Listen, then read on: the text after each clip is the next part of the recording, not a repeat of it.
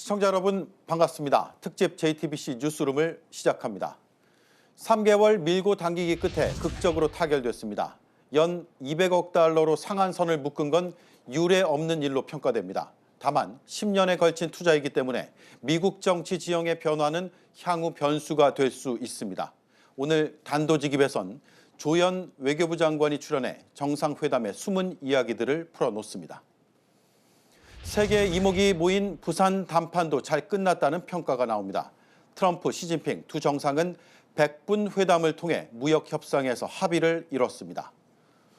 끌어내란 지시를 폭로한 곽종근 전 사령관이 증인으로 나온 날 16번 연속 불출석을 고집하던 윤석열 전 대통령이 갑자기 재판에 나타났습니다. 불리한 증언이 또 나올까 봐 출석한 게 아니냐는 비판이 제기됐습니다. 한미 정상회담으로 관세 협상은 타결을 이뤘고 그 결과물에는 미국이 세계 어느 나라하고도 한 적 없는 분할 투자 방식이 담겼습니다. 오늘 뉴스룸은 3개월에 지난했던 밀고 당기기 과정과 마지막 순간까지 예측 불허였던 협상의 뒷이야기들을 준비했습니다. 먼저 합의 결과의 핵심을 짚고 가겠습니다. 이승환 기자입니다. 지난 7월 30일 큰 틀에서의 합의 이후 3개월간 줄다리기를 해온 한미 관세 협상. 최종 타결 소식을 가장 먼저 알린 건 도널드 트럼프 미국 대통령이었습니다.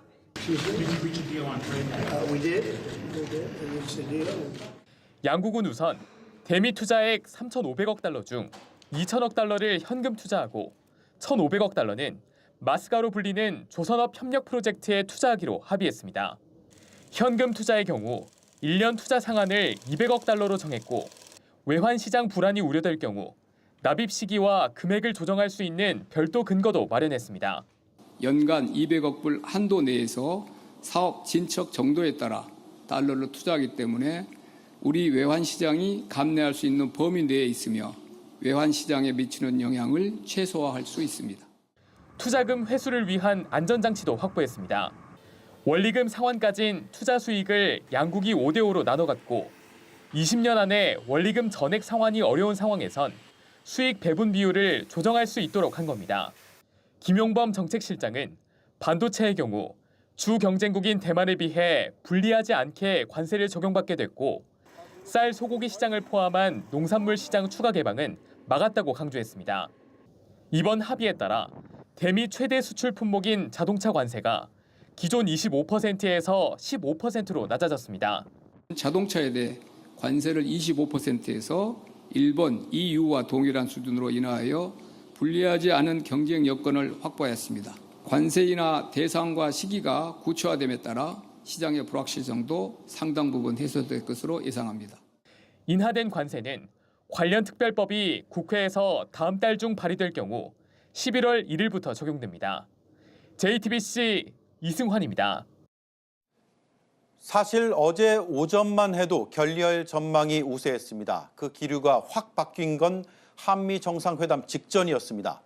미국이 요구한 연상한 250억 달러를 우리가 받을 수 없다고 버틴 것, 그리고 김정관 산업통상부 장관이 러트닉 상무장관을 설득하며 마음을 움직인 것도 주요했습니다. 최규진 기자입니다. 한미는 3,500억 달러 규모 투자 패키지의 세부 내용에서 이견을 좁히지 못해왔습니다. 특히 투자 한도 문제에서 미국은 연상한 250억 달러를 요구했지만 우리 측은 150억 달러가 한계라는 입장이 평행선을 달렸습니다. 이재명 대통령도 에이펙 기간 내 타결은 어렵다는 취지로 언급했습니다. 조정, 교정하는데 상당히 많은 시간과 노력이 필요한 것 같습니다. 이성적으로 충분히 납득할 수 있는 합리적인 결과에 결국은 이렇게 될 것이다 라고 믿습니다. 하지만 한미 정상회담 시작 직전 미국 측 기류가 갑자기 바뀌기 시작했습니다. 우리 측이 회담 직전까지 250억 원은 받을 수 없다고 버티자 미국이 200억 달러를 제시하며 한 발 물러선 겁니다. 대통령실 관계자는 연간 200억 달러 투자 규모라면 수용할 수 있다는 마지노선이 있었는데 미국이 회담 직전 이를 제시했다고 밝혔습니다. 벼랑 끝 작전이 통했던 셈입니다. 김정관 산업통상부 장관이 미국 측 키맨인 하워드 러트닉 상무장관을 밀착 마크한 것도 미국의 마음을 움직이는 데 주요했습니다. 김 장관은 러트닉 장관의 출장지인 영국 스코틀랜드까지 날아가 끈질기게 설득했습니다. 트럼프 대통령도 까다로운 협상가라며 높이 평가했습니다. And your career's Minister of Trade, Industry and Resources, Mr. Jung Kwon Kim, who's an incredible man, actually. My people say he's very tough, however. We wish we had somebody of a little bit lesser caliber, but they decided not to do that. 위성락 안보실장, 김용범 정책실장도 주요 고비 때마다 방미했고 장관급 회담만 23번에 걸쳐 진행했습니다. 선방했다고 평가받는 관세 협상은 그야말로 총력전을 벌인 결과였습니다. 우리가 양보해서 그렇게 되지는 않았겠죠. 그거는 우리는 원칙을 가지고 누차 말씀드린 대로 시기 때문에 국익을 뭐 이렇게 소홀히 하는 일은 없다. JTBC 최규진입니다. 분할 투자 방식은 일본이나 EU엔 없었던 방식입니다. 미국은 최근까지도 3,500억 달러 전액을 선불로 투자하라고 요구했기 때문에 어떻게 분할 투자 방식을 받아들인 건지가 특히 궁금합니다. 여러 요인이 있겠으나 특히 통화 스와프 카드로 미국을 압박한 것이 주요했다는 분석입니다. 유선희 기자입니다. 도널드 트럼프 미국 대통령은 한 달 전까지도 전액 현금 선불을 요구했습니다. As you know, in Japan it's 550 billion, South Korea's 350 billion now. That's up front.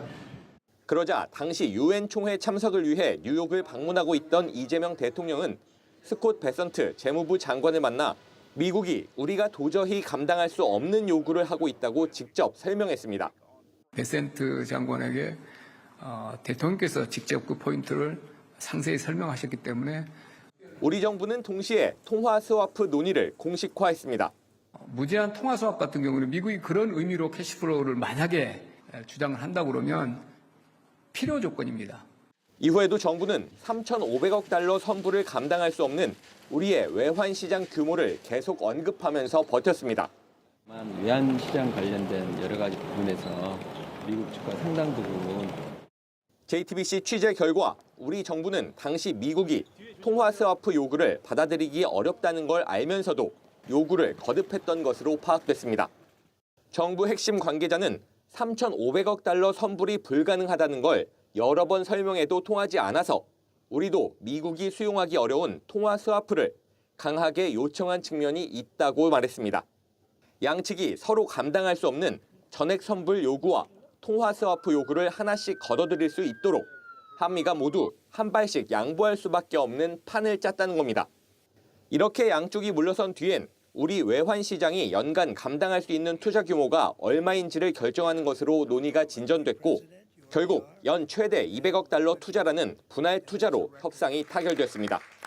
JTBC 유선입니다. 우리보다 먼저 협상을 타결한 나라이자 우리의 수출 경쟁국인 일본과 비교해 보겠습니다. 여러 부분에서 차이가 납니다.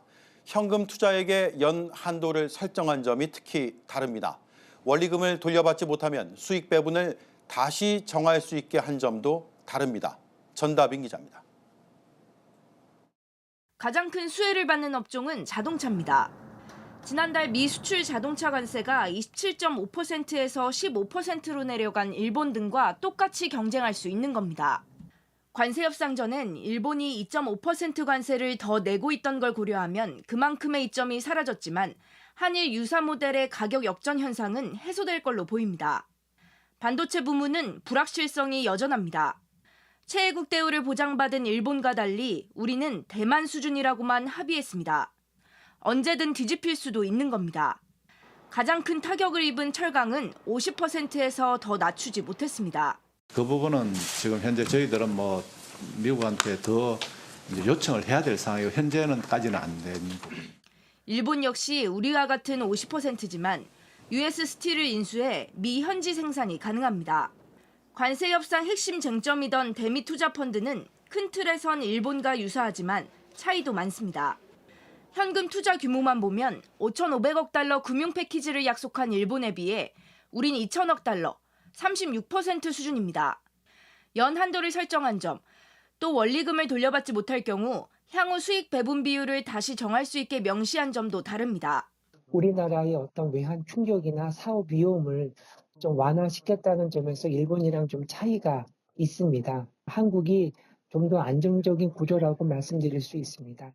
미국 뉴욕타임스는 한국이 일본보다 더 많은 양보를 얻었고 전반적으로 덜 부담스러운 협상을 성사시켰다고 전했습니다.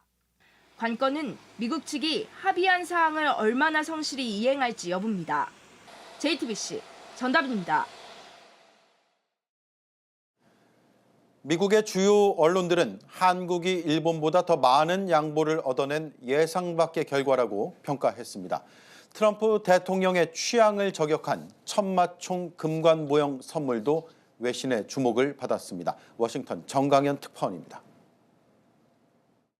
뉴욕타임스는 수개월간의 줄다리기 끝에 한국이 일본보다 더 많은 양보를 얻어냈다고 평가했습니다.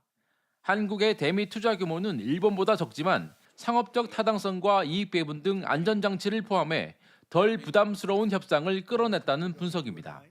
월스트리트 저널도 최근까지도 한국 정부 내부에서 타결 가능성을 낮게 봤지만 예상 밖의 진전이라고 보도했습니다. 블룸버그는 조선업 협력 투자금을 지분과 대출 보증 등을 활용해 조달할 수 있도록 설계했다며 재정 리스크를 최소화한 주요 양보 조치라고 분석했습니다. 외신들은 한국 정부가 이번 정상회담에서 트럼프 맞춤형 선물을 준비한 점도 협상 타결을 끌어낸 배경으로 분석했습니다. CNN은 금을 유난히 좋아하는 트럼프의 취향을 저격한 천마총 금관 모형에 주목했습니다. We know President Trump certainly loves gold, and that is quite a gift that he is being gifted right now by the people of South Korea at this big summit. 워싱턴 포스트도 한국이 트럼프의 반짝이는 선물 취향을 정확히 겨냥했다고 평가했습니다. 다만 최근 미국 전역에서 트럼프의 권위주의적 통치에 반발하는 노킹스 시위가 벌어지는 상황에서 왕관 선물은 상징적 역설을 보여준다고 논평했습니다. 워싱턴에서 JTBC 정강현입니다. 네, 이렇게 협상 결과에 대한 평가는 긍정적입니다. 그렇다고 마음을 완전히 놓을 수도 없습니다. 협상에 지렛대었던 3,500억 달러 투자는 10년에 걸친 장기 프로젝트입니다. 따라서 미국의 다음 정권 혹은 그 다음 정권까지 변수가 이어질 가능성도 배제하기 어렵습니다. 정아람 기자입니다. 대미 투자펀드의 핵심은 200억 달러로 정해진 연간 투자 한도입니다. 앞서 한국은행은 외환시장에 영향을 주지 않는 선에서 조달 가능한 최대치를 연 200억 달러로 제시했습니다. 한국은행에서 저희가 외환시장에 충격을 주지 않고 1년 사이에 저희가 외화를 조달할 수 있는 규모가 150억에서 200억이라고 정부에 제안드렸습니다. 정부는 투자금 대부분을 외환보유고에서 꺼내 쓰지 않고 외화 운용 수익으로 충당한다는 계획입니다. 지난달 기준 우리 외화 운용 자산은 2,276억 달러로 연간 수익률은 11.7% 수준입니다. 단순 계산하면 외화 운용 수익은 200억 달러를 넘습니다. 하지만 글로벌 시장 상황이 급격히 나빠지거나 예상치 못한 변수가 발생했을 때 수익률은 쪼그라들 수도 있습니다. 우리나라 외환 보유고 중 최대 200억 달러 정도가 현실적으로 가용한 재원인데 이를 미국에 현금 투자하게 되면은 국내에서 긴급 상황 발생 시 사용할 수 있는 외환 재원에 한계가 있을 수 있다는. 구윤철 부총리는 이에 대해 한 번에 200억 달러가 나가진 않을 거라고 설명했습니다. 200억 불을 10년 하면 2천억 불인데 기선고에 따라서 돈이 나가기 때문에 아마 초기는 한꺼번에 200억 불이 나가기 어렵다고 보여지고. 대미펀드 투자처를 둘러싼 불확실성도 여전합니다. 우리 정부는 원리금을 돌려받을 수 있는 투자처, 즉 상업적 합리성이란 표현을 명시하기로 했습니다. 하지만 구체성이 떨어져 한미가 각국의 유리한 방식대로 해석할 여지가 있다는 지적도 나옵니다. 대미펀드가 10년 이상 이어지는 장기 프로젝트인 만큼 트럼프 임기 후에도 유효할지 의견도 분분합니다. 다만 전문가들은 우리 정부의 유리한 재협상이 이뤄질 가능성이 낮다고 진단합니다.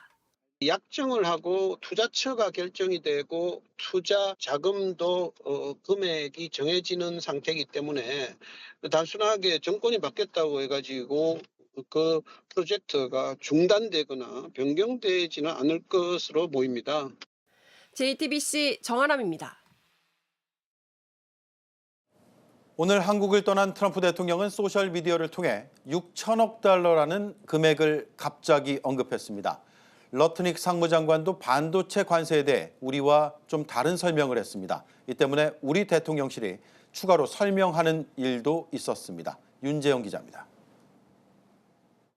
하워드 러트닉 미 상무장관은 SNS를 통해 한미 무역 합의의 주요 성과를 공개했습니다. 눈에 띄는 건 한국이 시장을 100% 완전 개방하기로 합의했다는 문장입니다. 우리 정부가 농산물 시장은 개방 대상이 아니라고 설명한 것과 배치됩니다.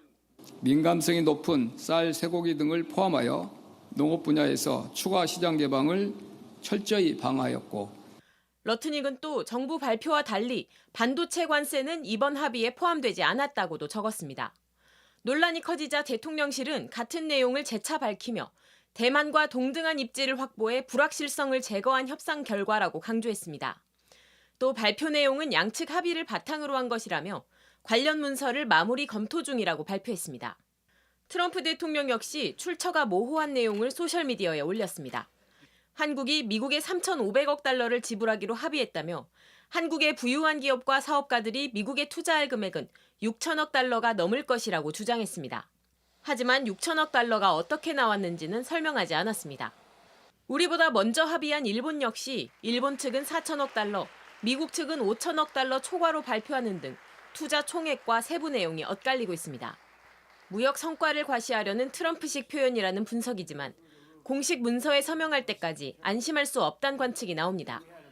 앞서 지난 7월 미국과 큰 틀에서 합의했을 당시에도 투자 규모와 조건이 문서로 명확히 정리되지 않아 이후 세부 내용을 조율해온 상황입니다. JTBC 윤재영입니다. 오늘 아침 트럼프 대통령은 우리나라의 핵 추진 잠수함 건조를 최종 승인했습니다. 이재명 대통령이 어제 정상회담에서 핵 연료 공급을 요구한 지 딱 하루 만의 일입니다. 이번 한미 정상회담의 중요한 성과로 기록될 거란 평가가 나옵니다. 김민관 기자입니다. 이재명 대통령은 어제 한미 정상회담에서 핵 추진 잠수함에 대한 트럼프 대통령의 결단을 요구했습니다. 핵 추진 잠수함의 연료를 우리가 공급받을 수 있도록 대통령께서 결단을 좀 해주시면 좋겠습니다. 당초 비공개 부분에서 언급하기로 했던 걸 이 대통령이 현장에서 계획을 틀어 공개에 언급한 걸로 전해졌습니다. 회담에서 공감을 표한 트럼프 대통령은 하루 만에 핵 추진 잠수함 승인 결단을 발표했습니다. 구식의 기동성이 떨어지는 디젤 잠수함 대신 핵 추진 잠수함 건조를 승인했다며 한미 군사동맹은 그 어느 때보다 강력해졌다고 밝혔습니다. 북한 SLBM 탑재 잠수함에 대해서 바로 대응할 수 있는 전력이 되겠습니다. 다만 아직 해결해야 할 절차적, 기술적 문제들은 남아 있습니다. 먼저 핵 연료의 군사적 이용을 금지한 한미 원자력 협정 개정이 필요합니다.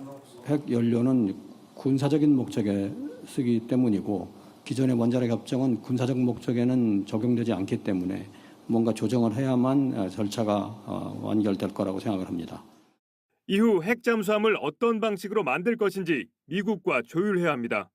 트럼프 대통령이 잠수함 건조 장소로 미국 필리 조선소를 언급한 만큼 잠수함의 동체는 우리가 만들고 핵심 기술인 엔진과 연료 등은 미국이 제공하는 방식이 유력하게 거론됩니다.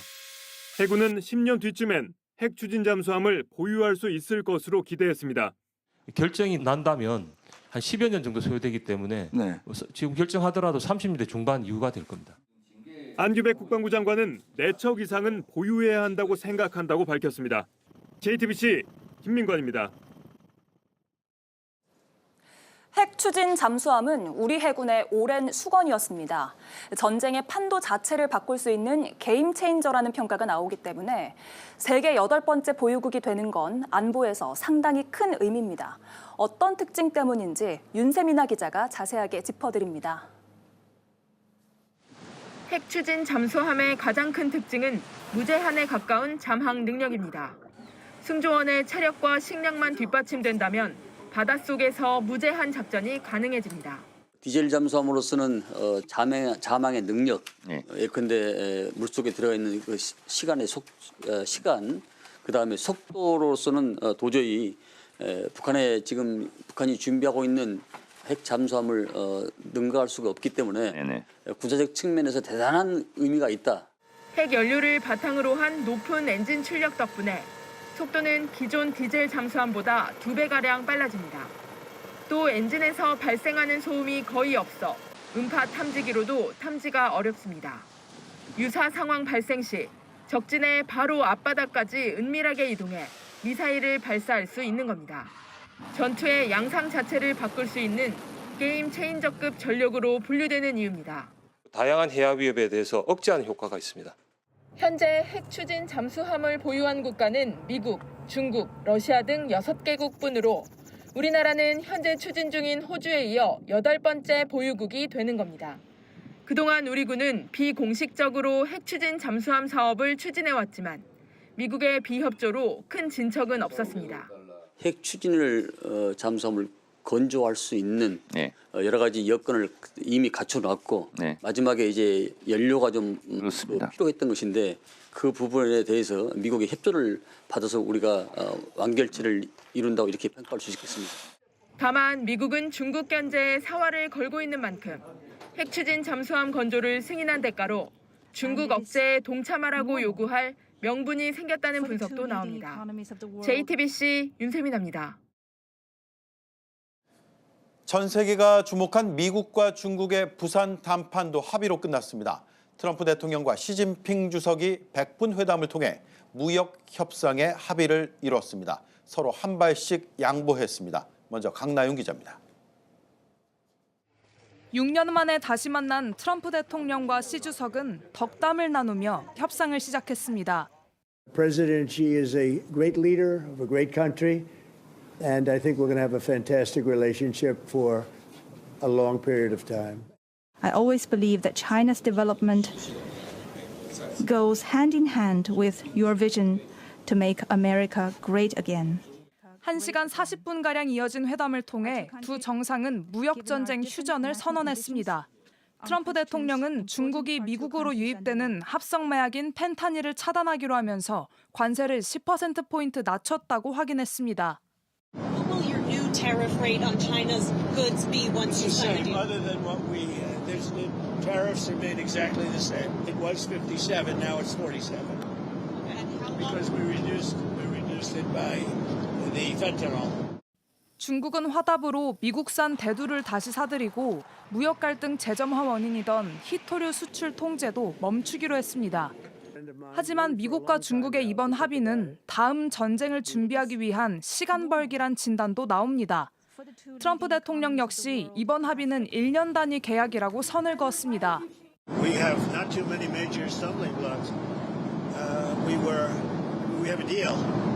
Now every year we'll renegotiate the deal. 그럼에도 미중 간 고율 관세와 수출 통제 전쟁이 멈춘 건 세계 경제에는 완화 신호가 될 거라는 분석입니다. 다만 북한 핵 개발과 대만 문제, 남중국해 영유권 분쟁 등은 여전히 양측이 풀어야 할 과제로 남아 있습니다. JTBC 강나윤입니다. 두 정상은 6년 만에 얼굴을 맞댔습니다. 회담 전 인사를 나눌 때의 모습과 표정, 이동 수단까지 두 정상의 다른 개성이 뚜렷하게 드러났습니다. 김필중 기자가 보도합니다. 트럼프 대통령이 탄 헬기 마린원이 경주에서 출발해 먼저 김해공항에 도착합니다. 이어 시진핑 주석이 탄 중국 전용기도 한국 땅을 밟습니다. 트럼프 대통령 때처럼 국빈 의전을 위해 예포 21발이 발사됩니다. 잠시 뒤 트럼프 대통령의 전용차 더 비스트, 시진핑 주석의 훔치가 회담장이 준비된 김해공항 공군기지 나레마루에 들어섭니다. 2019년 일본 오사카 G20 회의 이후 처음 대면한 두 사람, 6년 만에 악수입니다. And we're going to have a very successful meeting, I have no doubt. 트럼프 대통령은 견제를 섞은 농담을 건네며 시진핑 주석의 등을 툭툭 두드리기도 했는데 But he's a very tough negotiator. That's not good. We know each other well. 시진핑 주석은 표정 없는 얼굴로 별다른 말을 보태지 않았습니다. 테이블에 마주 앉은 다음 시진핑 주석은 트럼프 대통령이 재선 성공 이후 전화를 걸었다는 사실을 밝히며 분위기를 다소 풀어갔지만 뼈 있는 말을 던졌습니다. Given our different national conditions, we do not always see eye to eye with each other. And it is normal for the two leading economies of the world to have frictions now and then. 미중 정상회담은 약 1시간 40분간 이어져 트럼프 대통령 출국 직전인 12시 50분쯤에 끝났습니다. 트럼프 대통령은 에어포스원에 타고 한국을 빠져나갔고 시진핑 주석은 어제 헬기를 탔던 트럼프 대통령과 달리 훔치에 다시 올라 고속도로를 이용해 경주로 향했습니다. JTBC 김필준입니다. 네, 미중 정상회담이 열린 김해공항엔 특공대 장갑차까지 투입됐습니다. 공항 인근에선 찬반 집회가 열렸습니다. 일부 시위대는 경찰과 몸싸움 끝에 연행되기도 했습니다. 구석찬 기자입니다. 이른 아침부터 김해공항으로 이어지는 길목은 중국 시진핑 주석을 반기는 인파로 들썩댔습니다. 붉은 모자를 쓴 화교단체가 오성 홍기를 흔들며 환호합니다. 그런데 일순간 화물차 한 대가 도로를 막고 화교단체를 향해 날선 방송을 시작합니다.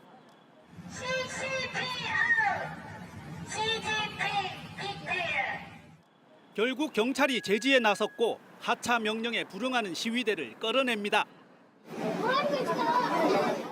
일행은 격렬히 항의하며 경찰관을 밀치고 주먹을 휘두르다 연행됩니다. 미중 정상회담이 시작되자 경찰은 시위 차량 운행을 모두 차단하며 경비를 강화했습니다. 두 정상은 보안과 경호가 용이한 공군부대 의전실 나래마루에서 만났습니다.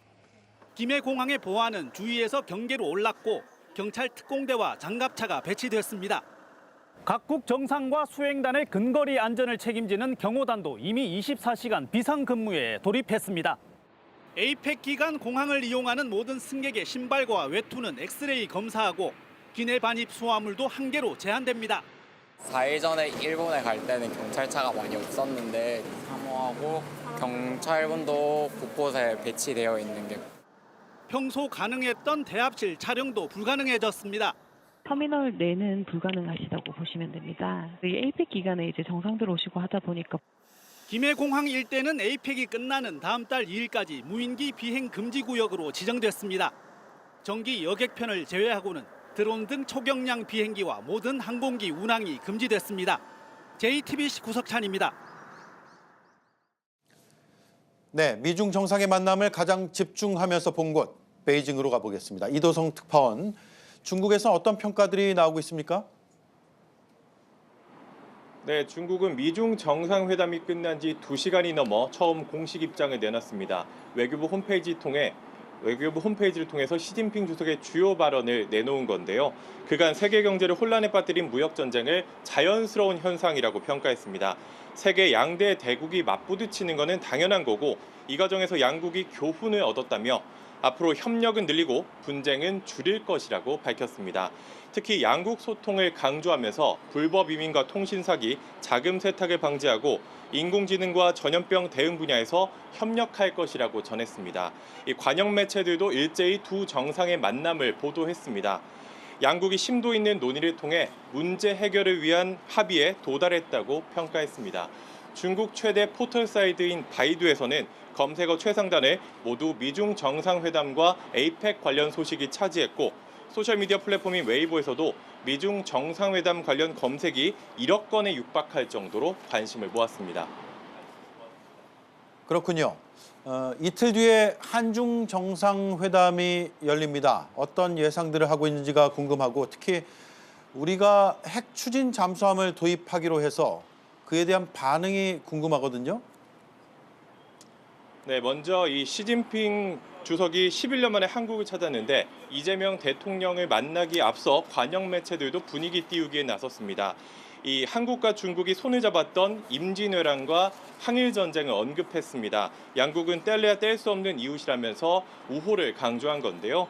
그러면서도 한국이 핵 추진 잠수함을 도입한 것을 두고는 불편한 감정을 숨기지 않았습니다. 조금 전 있었던 중국 외교부 브리핑 내용 보시겠습니다.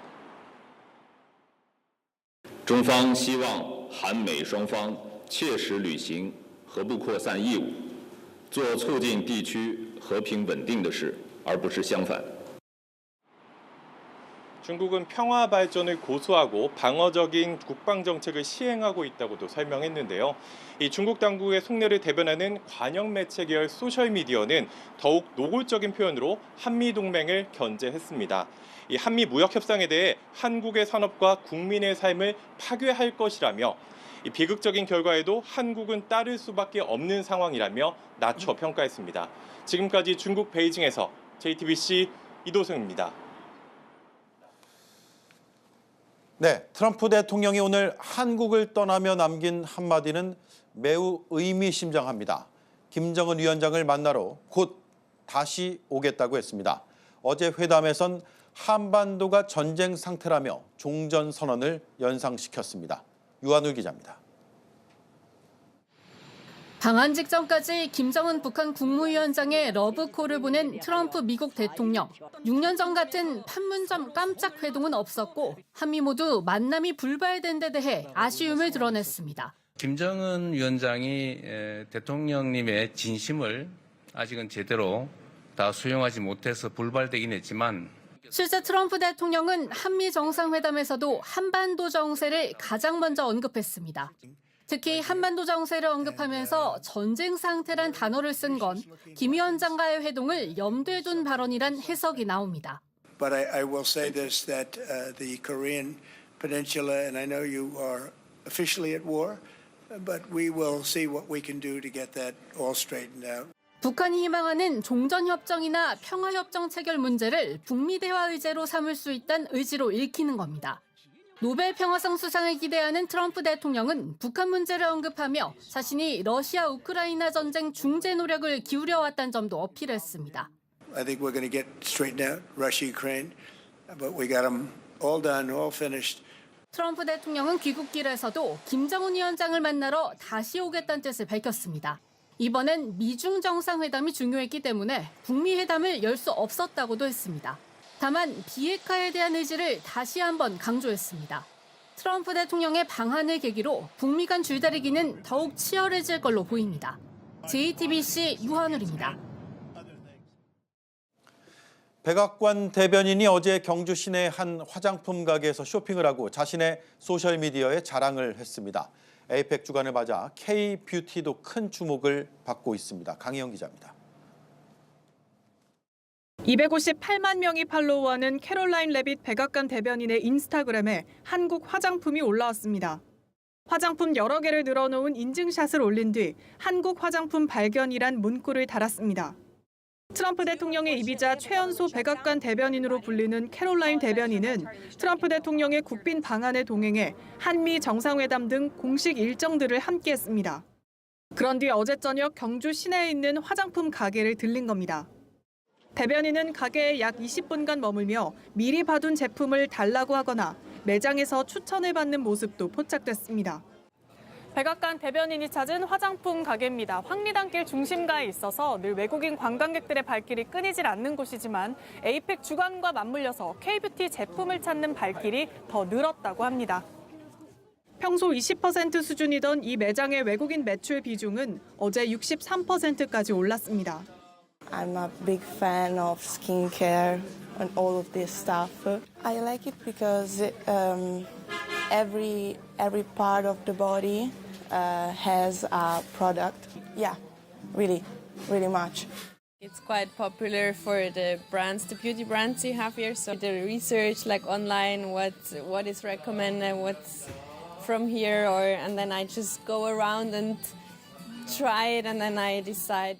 에이펙을 맞아 경주 황룡원에도 K-뷰티 홍보관이 설치돼 있습니다. 세계 각국 정상들의 외교 무대가 펼쳐지는 가운데 국내 뷰티 브랜드들은 세계의 K-뷰티를 알리는 데 집중하고 있습니다. JTBC 강희연입니다. 16번 연속 내란 재판에 나오지 않았던 윤석열 전 대통령이 넉 달 만에 재판에 나왔습니다. 오늘 증인이 국회의원을 끌어내란 지시를 직접 받았다고 폭로한 곽종근 전 사령관인 만큼 자신에게 불리한 증언이 나올까 봐 재판에 나왔다는 해석에 무게가 실리고 있습니다. 조혜연 기자입니다. 정장 차림에 서류 봉투를 든 윤석열 전 대통령이 법정에 들어옵니다. 지난 7월 다시 구속된 이후 16번 연속 내란 재판에 불출석하다 4개월 만에 출석했습니다. 지규현 부장판사는 불출석에 따른 불이익을 경고하며 재판을 시작했습니다. 지금까지 불출석하신 불이익은 피고인이 부담하게 됩니다. 그러니까 반드시 출석을 해주십시오. 오늘 재판에는 계엄 선포 뒤 국회와 선거관리위원회에 특전사를 투입한 곽종근 전 특전사령관이 증인으로 나왔습니다. 윤 전 대통령이 국회의원을 끌어내란 지시를 했는지 여부는 내란죄 구성 요건인 국헌문란의 목적을 입증하기 위한 핵심 쟁점인 만큼 윤 전 대통령 입장에서 가장 불리한 증인으로 꼽힙니다. 지난 2월 탄핵 심판에서도 당시 대통령의 지시를 구체적으로 증언했습니다. 대통령이 말씀하신 겁니다. 의결 정족수가 아직 채워지지 않은 것 같다. 빨리 국회 문을 부수고 들어가서 안에 있는 인원들을 밖으로 끄집어내라. 8개월여 만에 곽 전 사령관과 대면한 윤 전 대통령은 수시로 종이에 메모를 하고 변호인들에게 전달하는 등 증언 내용을 적극적으로 분석하고 대비하는 모습이었습니다.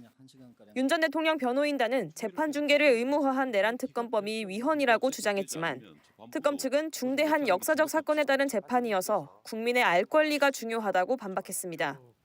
재판부는 국회 입법을 존중하겠다면서 윤 전 대통령 측의 중계 중단 요청을 받아들이지 않았습니다. JTBC 조혜연입니다.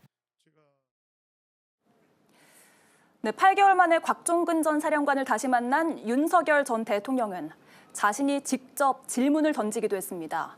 곽 전 사령관은 대통령에게 질서 유지란 말은 들어본 적이 없다면서 맞받았는데 국회의원을 끌어내란 지시를 어떻게 잊을 수 있겠냐고 말하면서는 울컥하기도 했습니다. 이어서 여도현 기자입니다.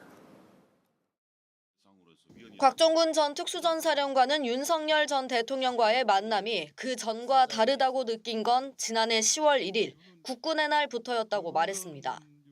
때문에 시국의 어려움, 운영의 어려움 이런 거에 대한 애로사항을 얘기하고 토로하고 그런 부분.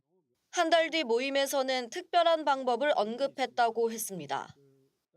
시국 상황에 관한 이야기를 하면서 특별한 방법이 아니고서는 해결할 방법이 없다. 이런 말 한 적 있습니까? 그 말도 제가 분명히 제 기억 속에 있습니다. 윤 전 대통령으로부터 국회의원을 끌어내라는 지시를 받았느냐는 질문에는 울컥하기도 했습니다. 윤 전 대통령이 그 말을 할 때 뉴스로 국회의사당에 모이는 의원을 보고 있었는데 그걸 어떻게 잊겠느냐는 겁니다. 숨긴다고 숨겨지지 않는다며 명백하다고도 강조했습니다. 특검 측의 신문이 끝나자 이번엔 윤 전 대통령이 직접 곽 전 사령관을 향해 질문을 던졌습니다. 곽 전 사령관이 투입된 군 병력에게 무장하라고 지시하지 않았다는 걸 언급하면서 질서 유지를 하려고 갔다는 게 머릿속에 있었던 것 아니냐고 물은 겁니다. 하지만 곽 전 사령관은 질서 유지는 도저히 수긍할 수 없고 그 전이든 그 후든 질서 유지, 시민 보호란 말을 들어본 적 없다고 맞받아쳤습니다. 군 통수권자였던 윤 전 대통령의 질문에도 곽 전 사령관은 눈을 똑바로 쳐다보며 흔들림 없이 증언해 나갔습니다. JTBC 여도현입니다. 계엄 해제 표결을 방해했다는 의혹을 받고 있는 추경호 당시 국민의힘 원내대표가 내란 특검에 오늘 피의자 신분으로 처음 소환됐습니다. 내란 중요 임무 종사 등의 혐의입니다. 추 의원은 정치 탄압이라며 혐의를 부인했습니다. 정수아 기자가 보도합니다. 국민의힘 추경호 의원이 오늘 내란 특검에 출석했습니다. 내란 중요 임무 종사와 직권남용 혐의 피의자 신분으로 처음 소환된 겁니다. 만약 대통령과 공모하여 표결을 방해하려 했다면 계속 당사에서 머물지 왜 국회로 의총 장소를 바꾸고 국회로 이동했겠습니까? 지난해 12월 3일 비상계엄 당일 추경호 당시 원내대표는 의원총회 장소를 당사와 국회로 번갈아가며 세 차례 변경했습니다. 특검은 추 의원이 윤석열 전 대통령 측 요청을 받고 계엄 해제 표결을 막기 위해 의원들 간 혼선을 빚게 한 것으로 보고 있습니다. 추 의원은 이와 관련 계엄 당일 밤 한덕수 전 총리, 윤 전 대통령과 차례로 통화한 것으로 파악됐습니다. 이 때문에 특검은 추 의원이 당시 윤 전 대통령과 무슨 대화를 주고받았는지 집중 추궁하는 것으로 알려졌습니다. 추 의원은 조사에 적극 응하고 있지만 혐의는 부인하는 것으로 알려졌습니다. 특검은 김희정 국민의힘 의원도 조만간 소환하기로 했습니다. 또 계엄 해제 표결 방해 의혹과 관련해 계엄 당일 국회 표결에 참여하지 않아 고발된 다른 국민의힘 의원들의 공범 여부를 조사할 계획입니다. JTBC 정수아입니다. 윤석열 전 대통령이 한남동 관저에 일본식 다다미방을 설치했던 사실이 드러난 가운데 오늘 법사위에서 새로운 증언이 나왔습니다. 경호처가 이 방의 도면 등 관련 자료를 폐기했다는 건데 감사원이 이걸 알고도 눈 감아줬다는 지적이 나왔습니다. 황예린 기자입니다. 윤석열 전 대통령 시절 한남동 관저에 일본식 다다미방을 만들었다는 사실, 이번 국감에서 확인됐습니다. 오늘은 다다미방 관련 자료를 대통령 경호처가 무단 삭제했다는 증언이 나왔습니다. 경호처 분들이 오셔갖고 그 PC 타블렛 이런 도면 출력 자료 같은 거 다 파기하시고 삭제하시고 하셨거든요. 공사는 2022년 5월에서 8월 사이 진행됐는데 공사가 마무리돼가던 7월쯤 경호처가 설계도 등을 없앴다는 겁니다. 그게 공공기록물인데 1급 비밀인데 공공기록물을 삭제하면 됩니까? 당시의 경호처장은 누굽니까? 이 범죄자 김용현입니다. 여당은 관저공사에 대해 감사하던 감사원이 자료 무단 폐기를 묵인했다고 비판했습니다. 최재해 감사원장은 몰랐던 사실이라며 추가 조치를 검토하겠다고 했습니다. 그 부분도 직무감찰을 해야 되는 거 아닙니까? 김용현의 행위. 한번 저희들 검토를 해보겠습니다. 국민의힘은 민주당이 검토하는 재판중지법과 법원 행정처 폐지 등을 비판했습니다. 사법개혁이 아닌 사법개혁안을 다시 들고 나오고 있습니다. 법원 행정처 폐지는 오죽하면 좌파, 코드, 김명수 대법원장조차 위헌 소지가 크다고 반대했습니다. 여야 법사위원들은 마지막 국감인 오늘까지도 그간 법사위 파행의 책임을 미루며 공방을 벌였습니다. NGO 국감 모니터단이 선정한 최악의 국감 F학점으로 선정이 됐습니다. 그 핵심 인물 투톱의 위원장에 우리 추미애 위원장께서 선정되셨습니다. 내란 동조 의혹을 받고 있는 상황에서 그를 모면하기 위해서 사실상 우리 법사위원장의 의사 진행을 방해하고 지속적으로 국감을 방해한 것은 국민의 힘이었다. JTBC 황예린입니다. 김건희 씨 전화를 받고 의전 비서관 자녀의 학교 폭력을 무마해줬다는 의혹을 받는 장상윤 전 교육부 차관이 오늘 국정감사장에 나왔습니다. 김건희 씨와 통화를 한 건 맞지만 서희초 사건 등 여러 사회적 현안에 대한 대화였다며 의혹에 답을 했는데요. 그러자 이번엔 국정 개입, 수렴 청정이란 비판이 쏟아졌습니다. 박상욱 기자입니다. 2023년 7월 20일 교육부 차관이었던 장상윤 전 사회수석은 김건희 씨가 건 전화를 받았습니다.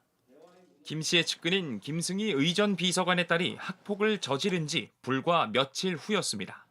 통화 시간은 9분 가까이 됐습니다. 오늘 국회 국정감사에서 장 전 수석은 학폭 처분을 무마해달라는 요청을 받지 않았다고 부인했습니다.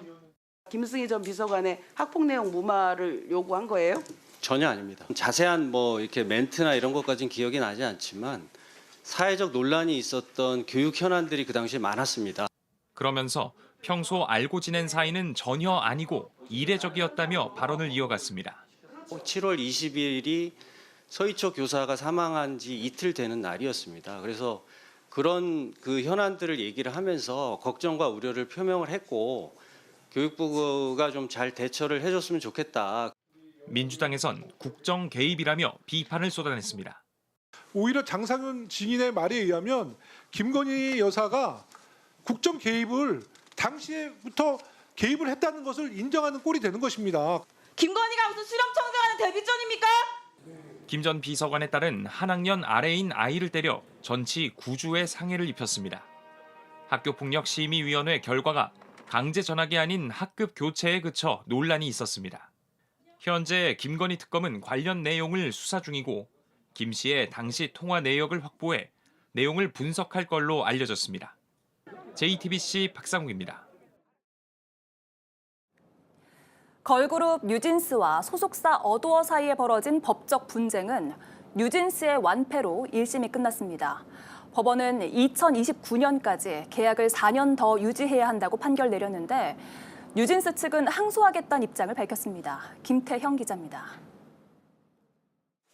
지난해 11월 걸그룹 뉴진스는 소속사 어도어가 전속 계약을 위반했다며 계약 해지를 선언했습니다. 어도어가 민희진 전 대표를 해임하면서 매니지먼트 업무에 공백이 생겼고 신뢰관계도 깨졌다는 이유였습니다. 신뢰관계가 다 깨져버린 어도어에서 전속 계약을 유지해야 한다는 주장은 정말 저희로서 정말 받아들일 수 없습니다. 뉴진스는 민 전 대표에 대한 복귀 요구가 끝내 받아들여지지 않자 독자 활동에 나섰습니다. 결국 지난해 12월 어도어는 뉴진스 멤버 5명을 상대로 법원에 전속 계약 유효 확인 소송을 제기했습니다. 그리고 지난 3월 소송 결론이 나기 전까지 이들의 독자 활동을 막아달라는 가처분 신청도 냈습니다. 법원이 이를 받아들이면서 뉴진스 활동은 중단됐고 이들의 법적 다툼은 11개월 동안 이어졌습니다.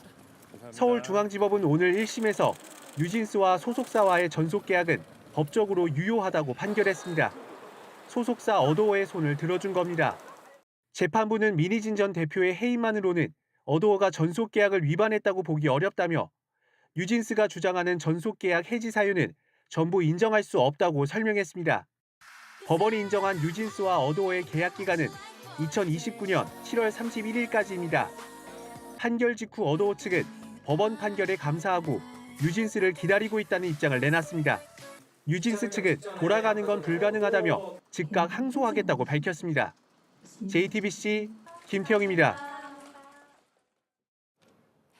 2천억 원대 기업 매각으로 유명세를 탔던 런던 베이글 뮤지엄에서 20대 직원이 과로로 숨진 것과 관련해 오늘 국회에서 비판이 쏟아졌습니다.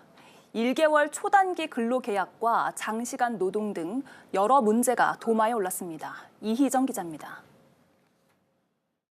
런던 베이글 뮤지엄 대표가 소셜미디어에 올린 사과문입니다.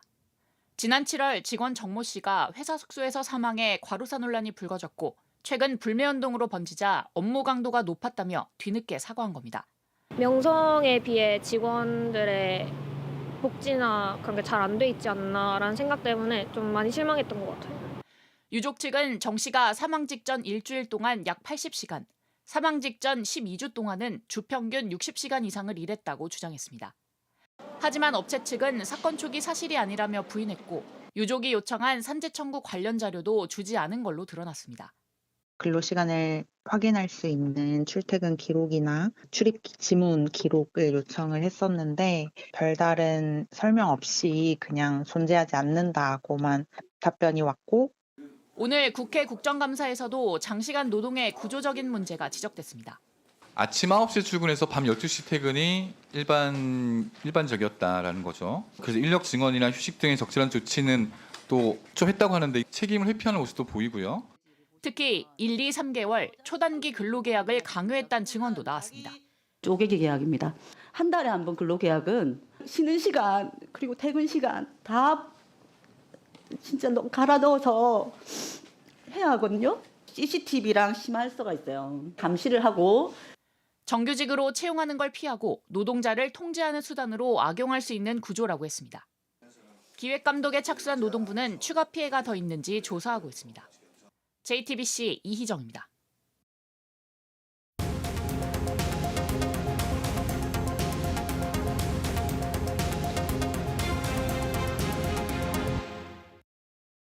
일동 묵념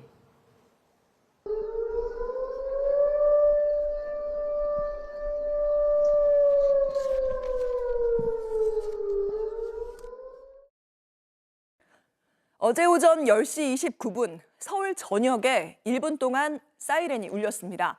이태원 참사 희생자들을 기억하고 추모하기 위해서입니다. 하지만 인터넷에선 이태원 참사에 대해서만 추모 사이렌이 울렸다며 정치적 의도가 있다는 주장들이 떠돌았습니다. 정말 그럴까요? 역대 참사 때 추모 사이렌 확인해봤습니다. 우리가 기억하는 여러 참사에서 추모 사이렌이 울린 걸 확인할 수 있었습니다. 일동 묵념. 참사마다 추모 사이렌이 울린 때와 장소가 조금씩 다르긴 했습니다. 대구 지하철 사고는 대구시에서만, 천안함 피격 사건의 추모 사이렌은 그해 한 차례 전국에서 울렸습니다. 또 일부 참사는 더 이상 사이렌으로 추모하지 않지만 세월호 참사를 포함해서 전쟁이나 역사적 희생자를 추모하기 위한 사이렌은 해마다 곳곳에서 여전히 울리고 있습니다. 어제 민방위 경보를 쓴 게 잘못됐다. 마음대로 추모용으로 쓴 거다라는 황당한 주장도 나오고 있습니다. 하지만 관련 규정과 절차가 다 있습니다. 민방위 경보 관련 행정 규칙에는 훈련 이외의 목적으로도 사용할 수 있다고 돼 있습니다. 지자체장이나 행정기관장이 요청해서 행안부 장관에게 승인을 받으면 되는 겁니다. 행안부 관계자는 공동체의 책임을 상기하자는 취지의 공감대가 있었다며 서울시가 공식 요청했고 장관의 공식 승인을 거쳤다고 밝혔습니다. 국민 159명이 한날 한 곳에서 숨진 참극이었고 정부가 그걸 3년이 지나서야 처음으로 기렸습니다. 확인 안 된 주장들로 그렇잖아도 한참 늦은 그 추모와 반성을 흠집내선 안 되겠습니다. 팩트체크 김혜미입니다. 이태원 참사 트라우마로 아직 일상으로 돌아오지 못한 유족과 생존자 또 구조자들이 있습니다. 재난 참사 트라우마는 10년 또 20년씩 이어지는 경우도 적지 않은데요. 우리 사회는 아직 통합관리 시스템조차 없는 실정입니다. 공다솜 기자가 보도합니다. 참사로 아들을 잃은 아버지의 슬픔은 현재 진행형입니다. 국가에 대한 분노, 우리 아들에 대한 그리움 같은 거 그런 것이 뭐 더해가니까 이것이 뭐 이런 트라우마가 끝나지 않을 것 같은 막 그런 생각이 들더라고요. 1년째 상담치를 받고 있지만 고통에서 헤어나오지 못합니다. 이야기하기도 어렵고 그래서 좀 안 했다가 좀 중단했다가 다시 또 너무 힘드니까 다시 또 했었죠. 딱지가 입어가지고 나왔듯이 그런 것이 전혀 아니더라고. 딸을 잃은 어머니도 하루하루를 겨우 살아냅니다. 가만히 있어도 뭔 일이 생길 것 같은 그런 불안이 가장 크고요. 상담치료를 많이 받았음에도 생각을 하면 그냥 그 참사 그 시점으로 가기 때문에 굉장히 자살 충동이 일어서 이처럼 참사 트라우마는 장기간 치료와 지원이 필요한데 현재 책엔 미비하다는 지적이 나옵니다. 컨트롤타워인 국가트라우마센터와 지자체의 정신건강복지센터가 각자 다른 시스템을 사용하고 있는 탓에 상담 기록 등이 공유되지 않는 겁니다. 고위험군의 추적 관리가 제대로 안 돼 안전망에서 누락될 우려가 있습니다. 정신적인 고통을 겪다 보면 서서히 중병이 나타나는데 저한테 무슨 일이 일어나도 모른다는 거예요. 실제 최근 이태원 참사 특별조사위원회가 국가트라우마센터에 피해자의 상담 기록을 요청했는데 확인이 어렵다는 답변뿐이었습니다. 센터 관계자는 재난을 경험한 사람이 어느 기관에서 몇 번이나 상담을 받았는지 등을 포괄적으로 알 수 있게 해야 하지만 예산이 부족해 시스템 통합이 어렵다고 말했습니다. 찾아오지 않는 사람도 있고 지역을 옮기는 사람들도 있고 치료가 되지 않아서 10년, 20년씩 보는 경우가 상당하고요. 정부나 사회에서 지속적으로 지원을 해주고 관리를 해주지 않으면 재난 트라우마는 치료하기가 어렵다라는. JTBC 공다솜입니다. 의료 대란이 끝났지만 의료 현장 정상화는 아직 요원해 보입니다. 최근 교통사고를 당한 60대 여성이 받아주는 응급실이 없어서 결국 숨졌습니다. 87분 동안 25개 병원에서 무려 30번이나 거절을 당했습니다. 배승주 기자가 당시의 블랙박스를 단독 입수했습니다. 구급차로 한 여성이 실려 들어옵니다. 오른쪽 발목부터 허벅지까지 붕대로 휘감았습니다. 구급대원이 응급처치를 시작합니다. 여성이 통증을 참지 못해 팔을 휘젓자 함께 탄 아들이 붙잡습니다.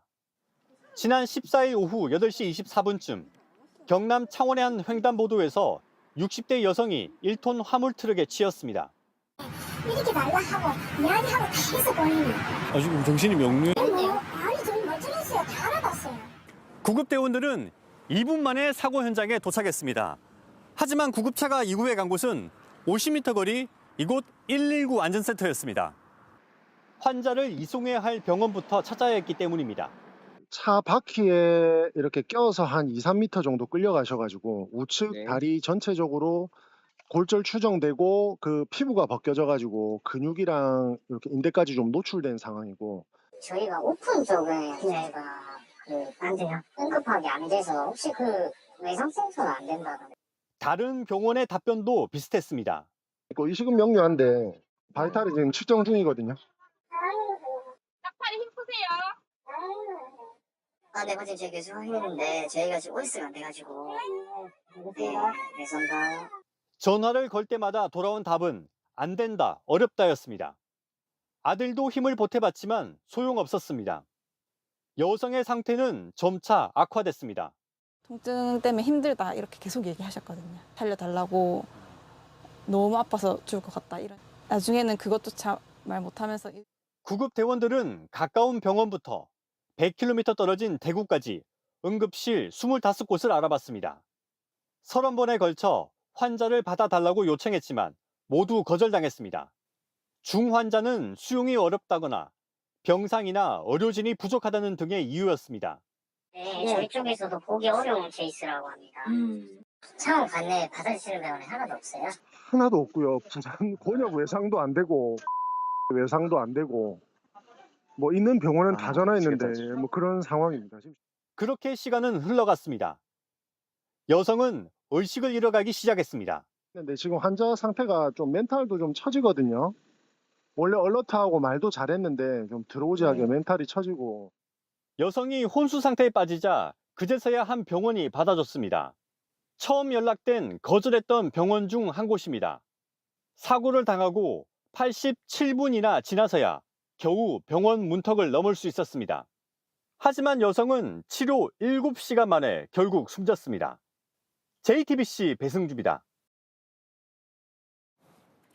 응급 환자를 병원으로 이송하기 위해서 구급대원이 20번 이상 거절당하는 경우가 지난 1년간 무려 1,100건이 넘는 걸로 파악됐습니다.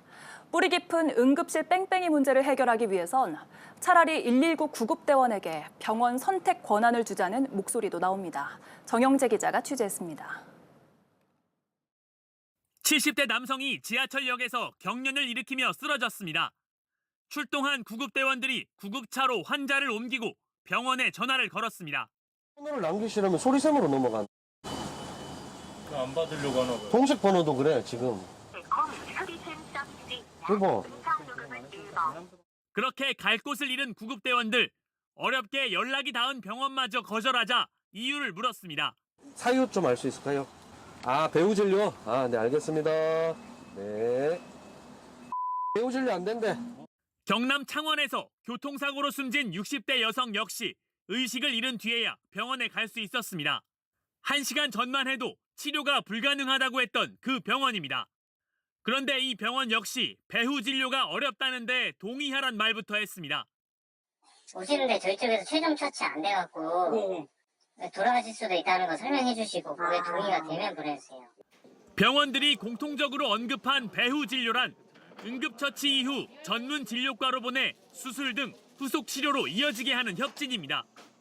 문제는 배후 진료가 안 된다는 이유로 응급치료마저 거절한다는 점입니다. 응급실 뺑뺑이의 주요 원인으로 배후 진료가 꼽히는 이유입니다. 10건 중에 한 절반 정도는 그런 추세로 가고 있습니다. 아직 수술할 단계는 아니지만 수술이 안 된다. 기본 검사도 그래서 할 수가 없다. 이렇게 구급대원이 환자 이송을 위해 20차례 이상 병원에 전화를 건 경우는 한 해 1,100건이 넘습니다. 대부분 의식이나 호흡이 없는 위급 환자들로 평균 2시간 28분이 지나서야 병원에 갈 수 있었습니다.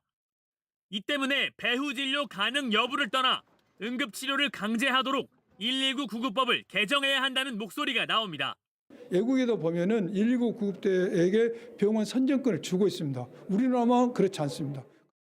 정부는 이와 관련 전날 김민석 총리 주재로 응급실 뺑뺑이 해결을 위한 응급의료 TF 첫 회의를 가졌습니다.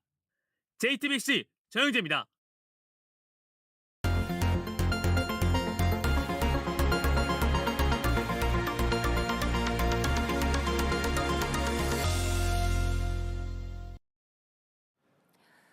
네, 대부분의 국민들은 20년 만에 우리나라에서 열린 에이펙 정상회의가 잘 마무리되길 한마음으로 바라고 있습니다. 그런데 경주까지 찾아와서 난동을 부리는 사람들도 분명 존재합니다. 군가를 틀고 고분 옆에서 어묵탕까지 끓여 먹는 이들을 외국인 관광객들이 어떻게 쳐다봤을지 밀착 카메라 이상엽 기자가 전해드립니다. 파란 하늘, 푸른 잔디밭에 나온 아이는 신이 났습니다. 걷고 넘어지고 기면서 그저 웃습니다. 한국에 여행 온 프랑스인 가족, 조용한 천년고도 경주에 쉬러 왔습니다. We are here for traveling. No, we don't understand what they say. 그런데 마음 같지 않습니다. 갑자기 군가가 크게 들립니다.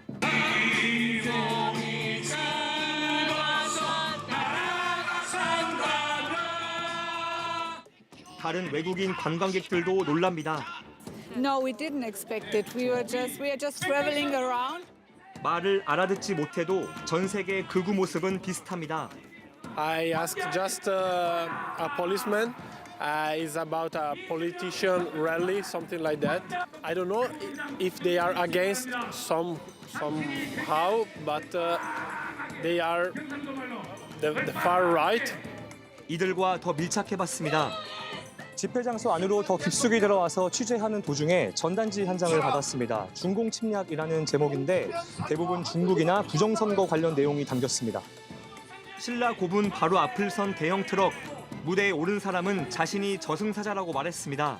이 들의 콩가루 정부에 대해서 우리가 계속 이렇게 싸워야 되겠습니까? 윤석열 대통령을 모셔야 되지 않겠습니까? 마이크를 잡은 또 다른 사람. 트럼프 대통령이 만나야 할 사람은 따로 있다고 말했습니다. 전두환 트럼프 대통령과 만나서 독대를 할 수 있는 사람은 전광훈 선지자님밖에 없습니다. 그러더니 난데없이 구호를 외칩니다. 우리는 윤어게인을 외치고 윤어게인! 바로 옆에서 또 사람을 모읍니다. 신라시대 금관이 발견된 곳으로 잘 알려진 금관총 바로 옆에 식탁과 의자가 놓였습니다. 그리고 그 옆에 트럭도 한 대 보입니다. LPG 가스통을 연결해 어묵탕을 끓입니다. LPG 가스통이 좀 위험하지 않을까요? 경주 곳곳에서 비슷한 장면은 반복됐습니다. 외국인들이 자주 찾는 신라고분 정보센터입니다. 그런데 이쪽에 보시면 누군가 대통령실 부속실장 이름과 윤석열 전 대통령을 지지하는 윤어게인이라는 단어를 붙여놨습니다. 해질녘 끝난 줄 알았던 집회는 자리를 옮겨 또 시작합니다. 이재명이가 이 박물관에 앉아가 개 털고 있는데 여기서 집회하시나요? 몰라. 호랑이야. 더 격렬해집니다. 외신 기자들은 긴장된 상태로 취재를 이어갑니다. 행진하는 집회 참가자들, 구호는 더 커집니다. 제가 지금 서 있는 곳은 경주 황리단길입니다. 도로 한쪽에 경찰이 배치된 상태에서 행진을 하고 있는 모습입니다. 버스가 막히고 시민들 차량은 돌아갑니다. 한 할머니는 이 광경을 물끄러미 바라봅니다.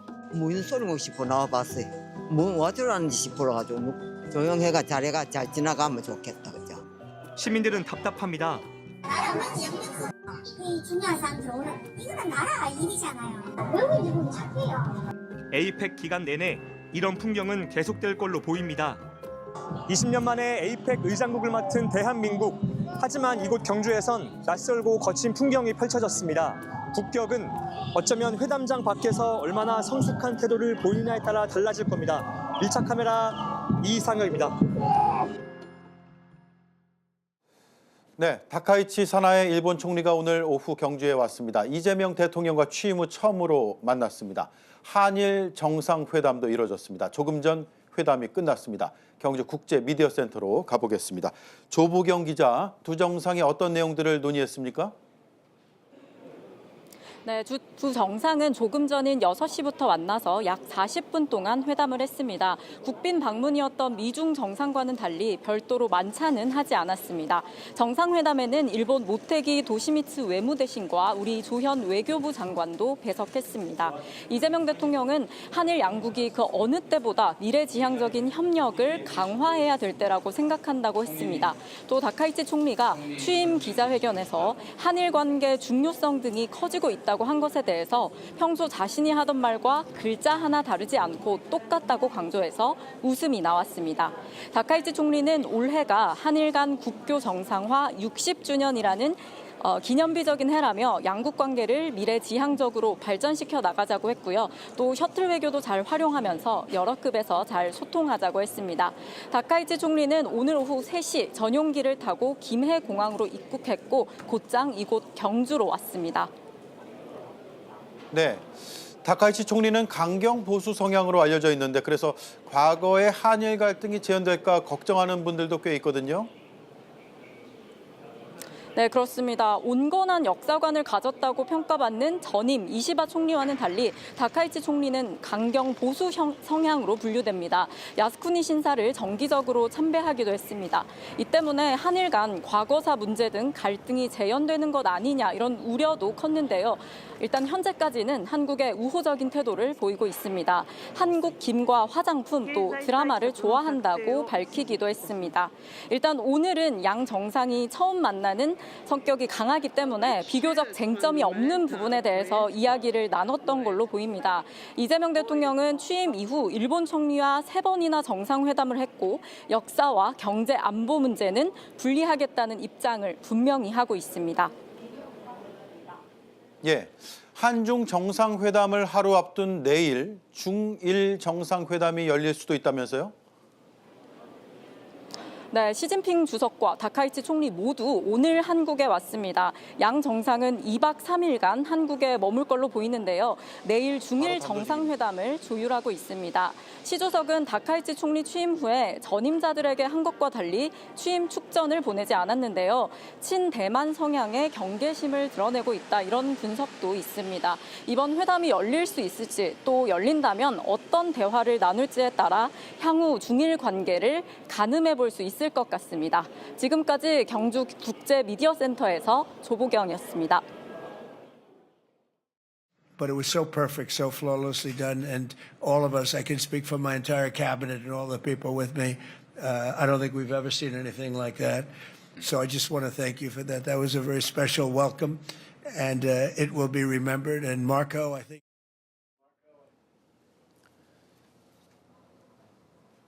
네, 단도직입 오늘 모신 손님은 트럼프 대통령이 아주 완벽하다고 평가한 그 행사를 준비한 분입니다.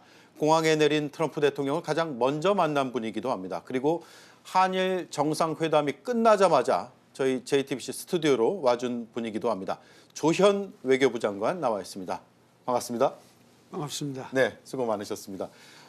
가까이에서 본 다카이치 총리는 어떤 인사였습니까? 소박하고 좀 솔직하다는 인상을 받았습니다. 아, 솔직하고 소박하다. 네. 예. 양국의 정상들 어떤 메시지를 주로 주고받았나요? 우리 대통령께서는 무엇보다도 국제 정치 경제 질서가 급변하고 있는 상황에서 한일 간의 협력 필요성을 강조하셨고 다카이치 총리도 이에 적극 동의한다는 그런 말을 했습니다. 예. 그래서 이재명 대통령께서 3번 한일 정상회담 사전에 있었던 것을 통해서 셔틀 외교가 복원됐기 때문에 이번에 새로운 일본의 정부 또 일본의 총리와도 이러한 셔틀 외교를 지속 발전시켜 나가면서 한일 관계 발전을 도모하겠다. 이런 말씀에 대해 다카이치 총리는 전적으로 동의하고 화답했습니다. 전적으로 동의한다.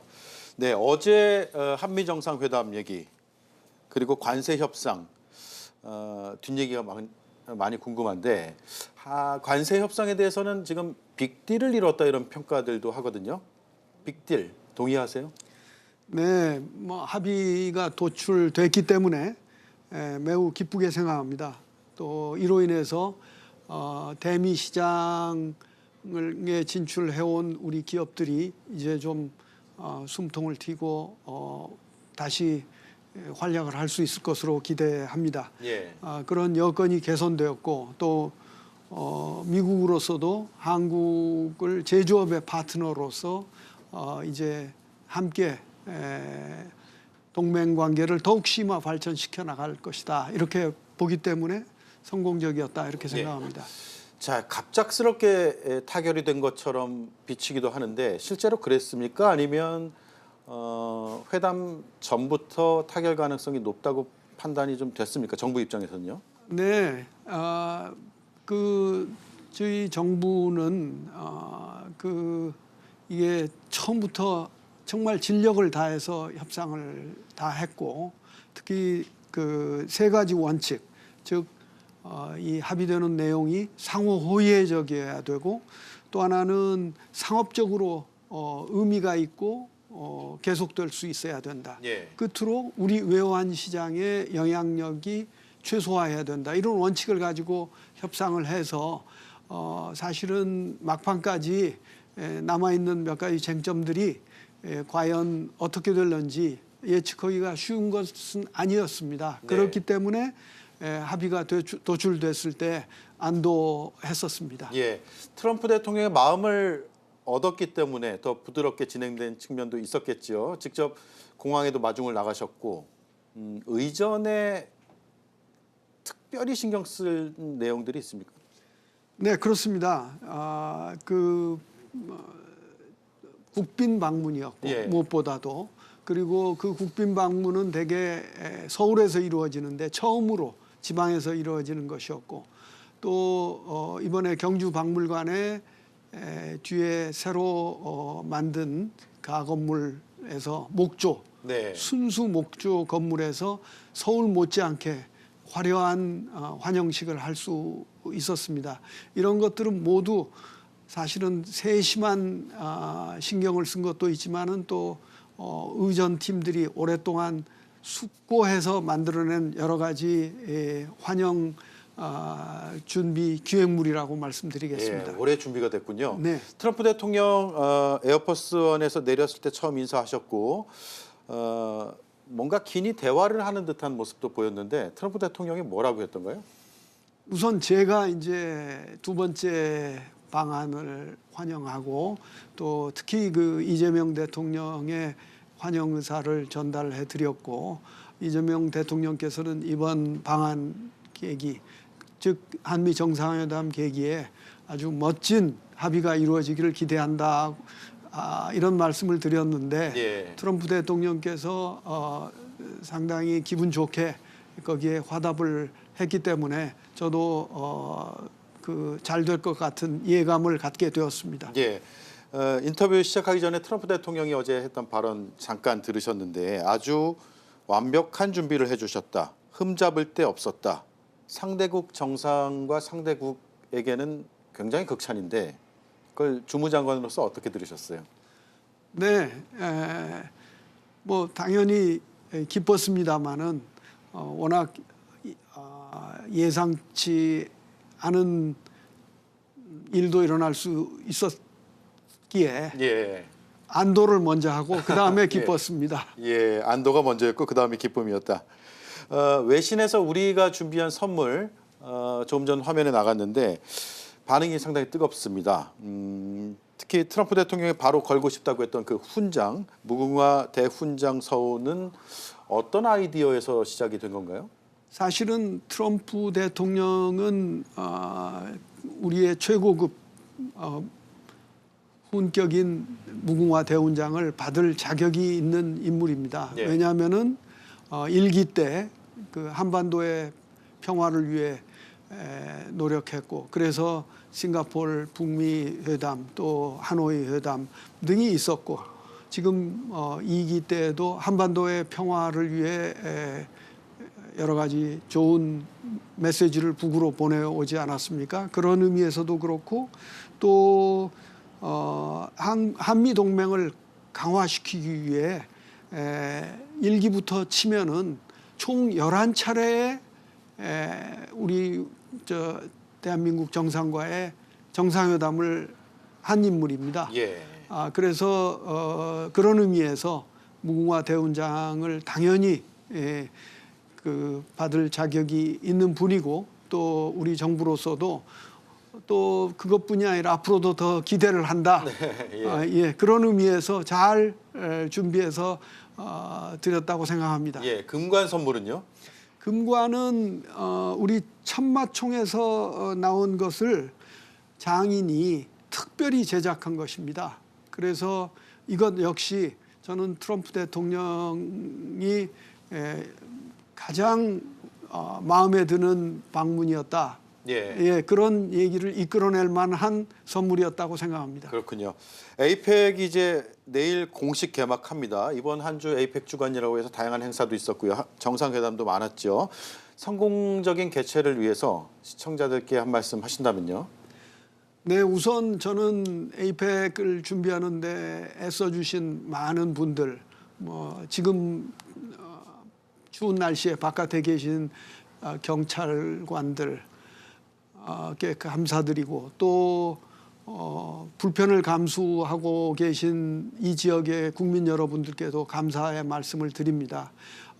에이펙은 89년에 출범했습니다. 그리고 93년에 당시 빌 클린턴 대통령이 정상회담으로 승격시켜서 세계 자유무역 질서를 만들어 갔죠. 네. 예, 지금 이제 이러한 자유무역 질서가 상당한 도전을 받고 있고 요동치고 있습니다. 그 원인은 여러 가지가 있습니다. 그러나 에이펙의 전통은 21개 이코노미들의 리더들이 다 모여가지고 허심탄회하게 에이펙의 장래 또 에이펙 국가들이 맞닥뜨리고 있는 도전 요소들에 대해서 서로 의견을 나누는 자리입니다. 그래서 이번 20년 만에 한국이 다시 호스트하는 주재하는 이번 에이펙 정상회담은 그런 의미에서도 이런 그 세계사적으로 의미가 있는 이런 변동을 어떻게 우리가 극복하고 이겨낼 것인가에 대한 논의의 장. 그래서 큰 의미가 있는 회의가 될 것이다. 그런 의미가 있는 회의를 한국이 개최하게 됐다. 그런데 저는 좀 주최를 준비한 입장에서 기쁘게 생각합니다. 예. 자, 외교 일정이 많고 또 날씨도 쌀쌀하고 건강 유의하시고요. 시간이 벌써 다 돼버렸습니다. 짧네요. 그렇습니까? 서울에서 또 한 번 더 뵙죠. 네, 감사합니다. 그렇게 예, 하겠습니다. 예, 바쁜데 찾아주셔서 네. 진심으로 감사드립니다. 고맙습니다. 네, 감사합니다. 네, 지금까지 조현 외교부 장관이었습니다. 네, 여러 나라 정상들이 모여있는 경주, 그중에서도 지금 경비가 삼엄한 곳, 11년 만에 한국을 찾은 시진핑 주석의 숙소 인근입니다. 경주 코오롱 호텔 앞으로 가보겠습니다. 박사라 기자, 현장 상황부터 전해주시죠. 네, 지금 보이는 이곳이 시진핑 주석이 이 경주에서 2박 3일 동안 머무는 코오롱 호텔 입구입니다. 이 시 주석이 도착하기 전부터 이 철통 경호가 이루어졌는데요. 이른바 3중 검문을 뚫어야만 호텔 안쪽으로 들어올 수가 있습니다. 진입로에서 약 5km 반경부터 경찰관이 인근 차량들을 멈춰 세우고 일일이 목적지를 확인을 하고 있습니다.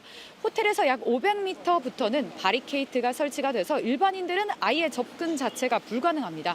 마지막으로 로비 검색대까지 통과를 해야 안으로 들어갈 수가 있습니다. 또 호텔 바깥에는 1m가 넘는 가림막이 세워져 있어서 밖에서는 전혀 안을 들여다볼 수가 없습니다. 예, 아무래도 반중 시위 같은 분위기가 있기 때문에 더 경비에 신경 쓸 수밖에 없을 것 같군요. 네, 그렇습니다. 이 미중 정상회담이 열린 오늘 오전부터 김해에서는 반중, 또 반미 시위도 열렸습니다. 그 인근에서 중국인들에게 이 욕설을 하고 경찰관의 주먹을 휘두른 50대 반중 유튜버 등 3명이 이 현장에서 체포되는 일도 있었습니다. 경주에서도 차이나 아웃을 외치는 집회가 이어졌습니다. 또 시진핑 주석에게 조금 특이한 걸 요구하는 사람들도 있었는데요. 우리나라에서 태어났지만 지난해 4월 중국으로 돌아간 이 푸바오, 이 시 주석이 온 김에 이 푸바오를 돌려달라면서 이 동물 보호단체가 시위를 벌이기도 했습니다. 예, 이재명 대통령이 시진핑 주석을 모레 만나는 거죠? 네, 그렇습니다. 에이펙 마지막 날이죠. 이 다음 달 1일에 한중 정상이 회담을 갖습니다. 아무래도 한중 자유무역협정이나 AI, 반도체 같은 이 경제 현안들을 주로 얘기할 것으로 보이는데요. 이 무엇보다도 2016년 사드 배치 이후에 이 차가워졌던 한중 관계 이 복원되는 계기가 될지 관심이 쏠립니다. 예를 들면 중국 내에서 한국 콘텐츠 이 소비를 제한하는 한알령이 사실상 해제될 수도 있다는 기대가 있습니다. 다만 전격적으로 승인된 우리나라의 핵잠수함 보유와 관련을 해서 이 중국이 따로 언급을 할지 또 어떤 반응을 보일지에 따라서 회담 분위기는 달라질 수 있다는 전망이 나옵니다. 네, 지금까지 경주 코오롱 호텔에서 JTBC 박사라입니다. 오늘 이재명 대통령은 여러 정상들과 릴레이 회담을 했습니다. 캐나다 총리와는 방위 산업을 논의했습니다. 이 대통령은 캐나다의 차기 잠수함 수주 사업에 우리 기업이 입찰 후보로 선정된 걸 언급했습니다. 한국이 캐나다의 방위 증진에 기여하길 바란다고 세일즈도 했습니다. 정인아 기자입니다. 이재명 대통령으로부터 첫 발언을 양보받은 마크 카니 캐나다 총리. 양국이 여러 분야에서 중요한 관계를 맺고 있다고 강조했습니다. And we're meeting on the 10th anniversary of our free trade agreement. We're meeting at a time when our defense cooperation is deepening. 이 대통령은 캐나다가 핵심 우방 국가라고 화답했습니다.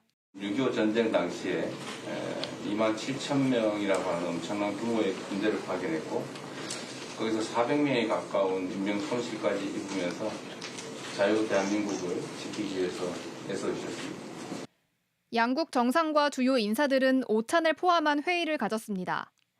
약 2시간의 회의 이후 국방과 방위 산업에서 협력을 확대하기로 하는 내용의 한 캐나다 공동 성명을 냈고 군사 국방 비밀정보 보호 협정 타결 소식도 알렸습니다.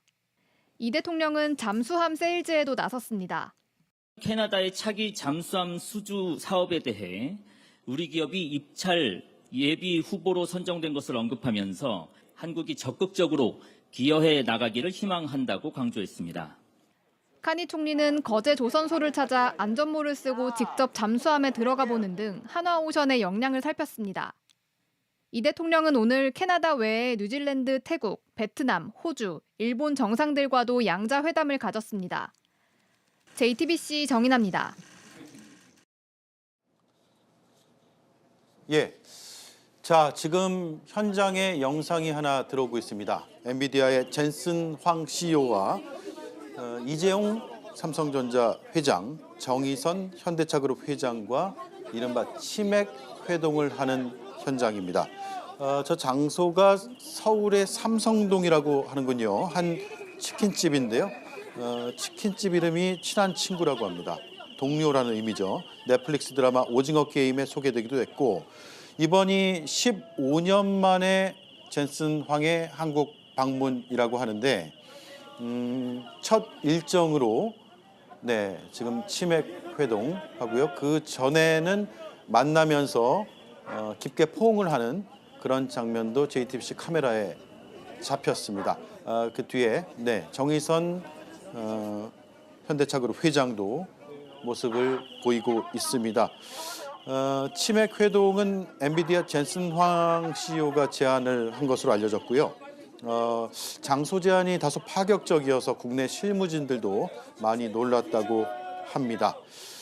이번 회동이 AI 칩에 대한 협업 논의가 주가 될 것으로 보이는데 저 장면 보면 K푸드에 대한 인기가 대단하다는 점, 또 한국의 치맥 문화를 또 세계에 한 번 더 알리는 그런 계기가 될 것으로도 기대가 됩니다. 젠슨 황은 만찬 뒤에 오늘 코엑스의 한 페스티벌에도 참석을 하게 되고요. 내일은 경주로 오게 됩니다.